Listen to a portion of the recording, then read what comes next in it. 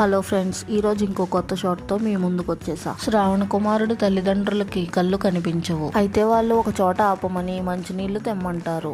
ఈలోపు దశరథ మహారాజు వేట కోసం అదే అడవికి వస్తాడు. శ్రావణ కుమారుడు ఒక గిన్నె తీసుకుని దాంతో నీళ్లు తేవడానికి నది దగ్గరకు వెళ్తాడు. అయితే ఆయన నదిలో నీళ్లు ముంచుతుంటే ఒక శబ్దం వస్తుంది. ఆ శబ్దానికి దశరథ మహారాజు ఏనుగు నీళ్లు తాగుతుంది అనుకుని ఏనుగు కోసం బాణం వేస్తాడు. కానీ ఆ శబ్దం ఏనుగు చేసేది కాదు.